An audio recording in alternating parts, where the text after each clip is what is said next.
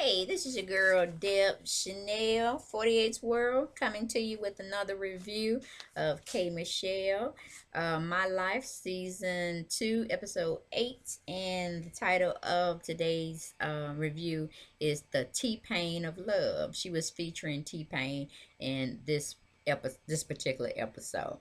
We're going to go straight right on into it because it was kind of boring. Uh, it was lackluster, so it ain't really too much, but I'm gonna give you the review anyway. First we go into seeing K Michelle and Jonathan, and they're both at home, and Jonathan's basically talking with K Michelle about her new look. He's gonna try on her. It's more of a clean look, less makeup, more natural looking, and she's looking at the pictures that he was having her address, and she loved every little bit about it, and I was glad for it too, because Kate to me is a pretty woman anyway. She don't need all that makeup like when she's filming or she's on tour or doing a concert. So pretty much some of the scenes did have her looking kind of natural, so I was all up for that. And K Michelle was talking to Jonathan about Bobby, that he had reached out to her, wanted to come see her, and this, that, and that. And of course, he wanted his jewelry back. But I know one piece of that jewelry the dog was wearing, so I don't know what he trying to get back from her. And of course, she was expressing to him that she wanted her telephone back as well.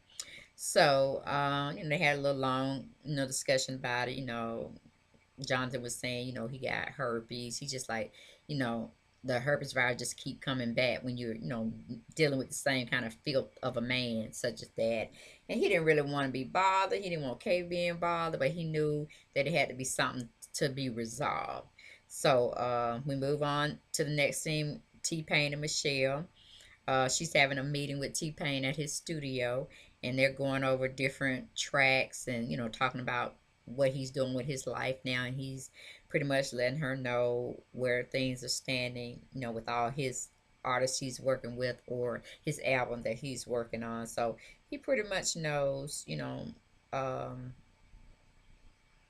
how the industry is working, but he's not on anybody's label. He's doing everything himself, so he's not being harassed about deadlines being made and this, that, and the other. And, K Michelle says she knows what that feels like. And she's basically, she didn't want to have a conversation with some of the Arista management being there. So she asked her to remove herself so it could just be her and T-Pain in there, and the cameras, of course, filming, so we can see what she's doing. And of course, the manager half-heartedly left, but she did give her that time to be by themselves so that creative juices can flow. And Kay was getting up asking T-Pain did he want some candy or whatnot. He's like, nah, he cool. And she like, are you sure, and she's like, yeah, I'm cool. So I'm looking for a candy bar she had, but I don't know what kind of candy she put in her mouth. But it was just a little piece. It wasn't like no big chocolate like normal people would go and partake of. So I don't know what kind of chocolate she was eating. But she was just asking T-Pain did he know about this particular artist, and I'm thinking she's some jazz artist from way back in the day that Kay had decided to, I guess, promote her next album on or whatever. But like I said, T-Pain was just being very not knowledgeable of the artist that she was speaking of. It was kind of a boring, episode between the two of them, so we moved on. K Michelle is coming home from the studio working with T-Pain, and she's driving down the street towards the house that she occupies, and the front door was open and all the polices were there. And once she gets out and let them know that that's her home and all that, they're saying, well, no, you can't go in there, we think your house has been broken into, we need you to tell us, have anything been missing and stolen, but we don't want you to stay here. You're gonna have to find a hotel or a relative of some sort to stay with until we can ascertain what actually went on within the scene in her house being opened up like it was. And so um like it went to a commercial, and when it came back, Kay was at a hotel, and she was talking to, I forgot who she was talking to on the telephone. Do you remember who she was talking to, Sean? No. You remember who Kay Michelle was talking to on the telephone?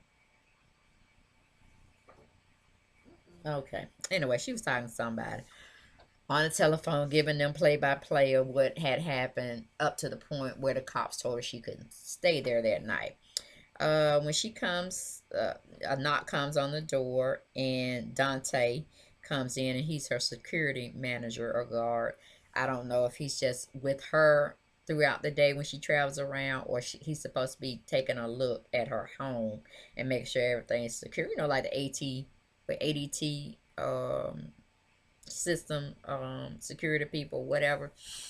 But anyway, he just told her, it'd be best for her to stay here at the hotel until he can find out or get his hands on the tape so they can actually figure out um, who was the conspirator or perpetrator who was trying to enter her house, and whatever, because nothing was stolen from what we gather as we go along in the scene. So because I actually thought it was Bobby, because he recently had come back in town and had contacted Kay, and having words with her that weren't good and all this. And I was thinking he might broke in or whatever, but he told her no, she just needs to stay here till they can find the breach of who had actually broken into her home, and let the front doors stay wide open, um and that he felt comfortable until he can get those tapes and review them, that she just needs to stay away until that time.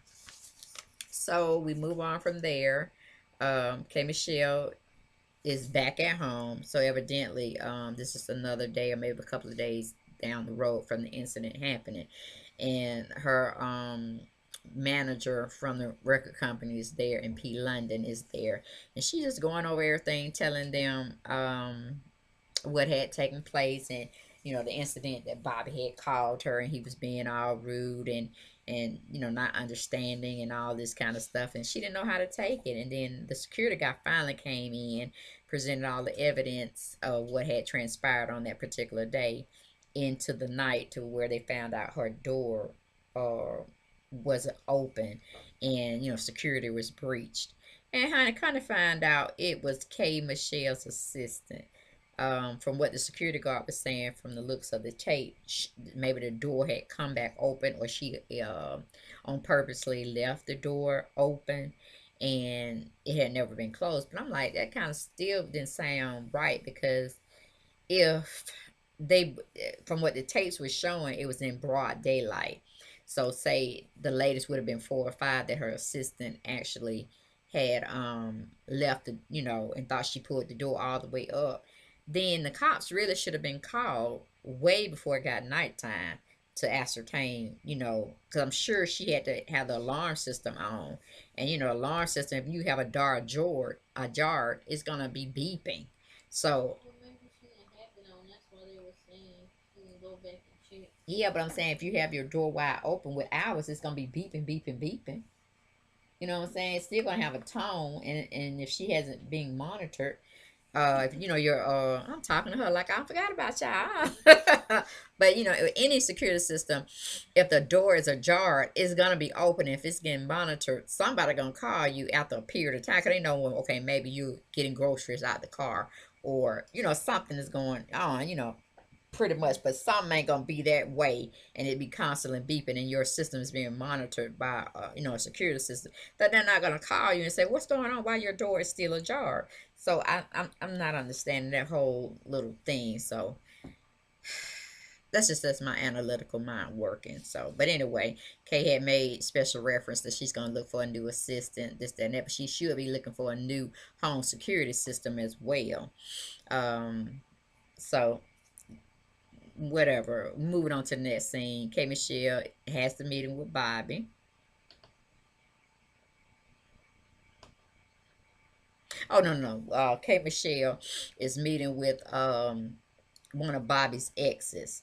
And it was the same girl for when her and Bobby were together. Some fan or some person had got a hold to or got on her Twitter account and was making not really necessarily beef with her, was trying to let her know that the guy that she thought was all perfect and all was good and this, that, and that is not. He's pretty much a snake in the grass. She need to watch herself. But in case, instead of Kate taking that as a forethought, she took it as another woman that wanted her man, and that he didn't want her no more. And it's just like a woman being scorned, trying mess up a relationship. But, she does say to the lady after they meet at a restaurant to just compare notes about Bobby and all his lying and this, that, and the other. She told her, how I presented it to you was not the appropriate way, but that's the basis, the only way she could have thought to reach her. And since Kay didn't reach back out to her, she pretty much she said what she had to say. Hopefully Kay's smart enough to figure out she's, with a dog. But if she don't, she gonna figure out the hard way. And so she met with the lady, and the lady was just telling her, the things that she knew about Bobby and some current news she had found out about Bobby. On the kid that she knew was that Bobby had 4 kids, and they were by 4 different women. And then, she knew she had a child, but she had aborted her child with him through probably deception and just crazy ways of how he was treating her. She just felt it wasn't going to be a good fit. So, she emotionally was torn over the idea to make that decision, but she made it, and she asked God to forgive her, and she's trying to move on with forgiving herself. But later went on and told her, honey, he got 4 plus plus plus, and I'm like, wait a minute, not 4, okay, okay, what's going on? So she was kind of hinting to her, but she went on and told him, look, he has just had a baby by a woman, and the lady's she just had the baby 3 months ago. So around this particular time, Kay and him were actually Kay felt she was in a serious relationship with Bobby. And she didn't understand how he can be seeing her and someone else at the same time, which, we know men can get around. So she was just very upset and got emotional because she had pretty much got with him. They had a baby together, and, her gut feeling was pretty much right, but she could have just found ways to secure not getting pregnant. But she he had really had fooled her, so she had forgot about protection and all this other stuff that can come with not just not wanting a pregnancy, but HIV, AIDS, syphilis, any other kind of venereal disease he could have gave her. He had put her at risk. And she was just spilling tea, and K Michelle just lacking it up too, just lacking it up. But like I said, he must got some good love making techniques going on for K Michelle to be up on him like that, and these other women being so blind to him, because he definitely ain't got no money running around him with fake jewelry. He ain't got no money. So we move on to K Michelle and Bobby. They're meeting at some oceanfront type of park. He comes up to her finally, meets her on the bench. They have a seat, sitting down together, making idle conversation till they just really get down to the point. And she's telling him that she met with one of his exes, and she had spilled the tea on him, and she believed everything that girl said, and she started calling him a bitch and all of this stuff. And he was like, don't do me that way. Don't call me on my name. And she didn't really care. She had already had the goods on him, and that she was hurt because she had fell for this man and his tactics, and she still had come up short. And he was just like, where's my jewelry? Where's my jewelry? She said, I, showed it to him in the black bag from which he had left it in the black bag. And she was asking where her phone was. So, he's acting like a itch, no good, down low man, And well, I wouldn't say down low because I don't know if he messed with men, but dirty ass man, I could say. That care no heads or tails for women, because he's been through, you know, 6 women thus far, and probably got working on number 7 and 8. But he was like, he didn't want to hear too much what she had to say anymore, because she got up from her seat, and from sitting on the bench, and she swung at him because she was just so disgusted. But I think she was just so mad that she had failed for this guy and all his charm, and he just turned up to be a little beast, and all of that. Yeah, and she kept questioning where her phone was, and he was like, I don't have your cell phone. I don't have your cell phone. She was just like, bitch, nigga, please, stop it. I know you got my cell phone because you said you had my cell phone. And you was going to leak all this type of important information out on me and da da da. If I'm willing to give your stuff, why you don't give me my stuff? So they're just going back and forth and forth. So she just already knew. And I'm so glad for her. Kudos. Kudos. And I'm going to have to give you an award next time, honey. Because my other award just got passed out. But anyway, I give her the Comeback Queen Award because I thought she was going to get punked, at the very end. But I don't know why I had little faith in Kay, honey. She had told that joker, here your jury, and she just left his behind. Well, she didn't leave him, though. The security guard got tired of her hitting on him, so he went and came and got her and lifted her up like it was nothing, and escorted her back in the car, and she, her little short self and everything, still talking junk. And when he finally opened up his bag to check on his jewelry, I came and she had put a water bottle in there. Probably Aquafina. I don't know. That's not. But she had got his behind. I was there for it, girl. I was like, all right, all right, all right. So she got his ass the last time. I was like, good. He deserved it because he's going to still keep your phone and leak any information to tabloids, and they try to make you look, stupid in there. But like I said, you got to keep you have to keep your cell phone, especially if you're doing illicit type behavior that you don't want nobody to know but you and God and that person. You got to keep it locked up because you're in the limelight, you're celebrity, so anybody can get dirt and try to blackmail you. So you need to keep that like you keep your coin, wrapped up tight and away from people that you don't trust.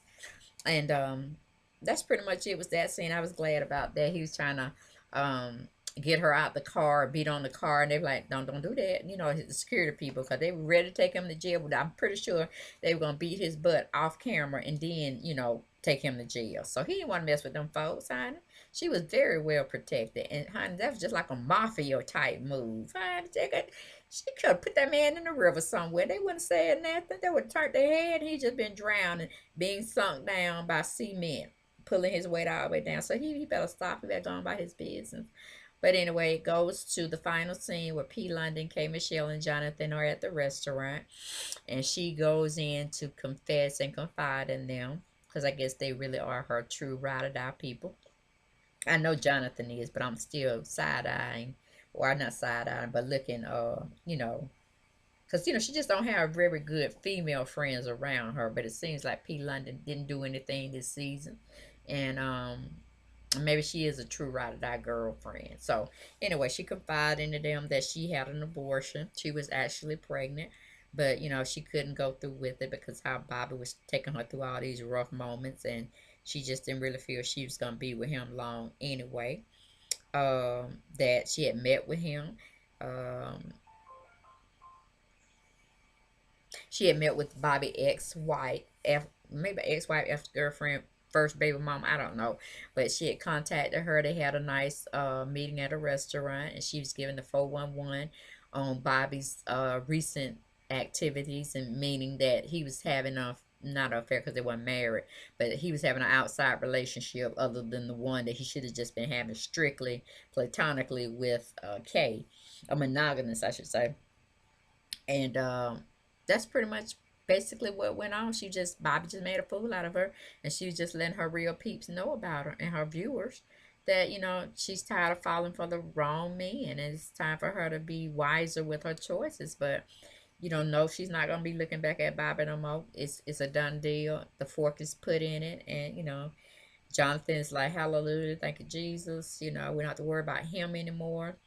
And they it just basically, Kay said she was not gonna play being a fool, and she would have been the sixth baby mama, and he would have been having 6 children running around there, and she just glad she dodged that bullet. And she was also toiling with the fact that she know God had forgave her for having the abortion and this, that, and that, because she felt that was the right thing to do, but she hasn't really forgiven herself, and she's got to work on that. And she's very emotional and torn up about that. But Jonathan was saying the right thing. With time, things heal, wounds heal, and it makes you a better person.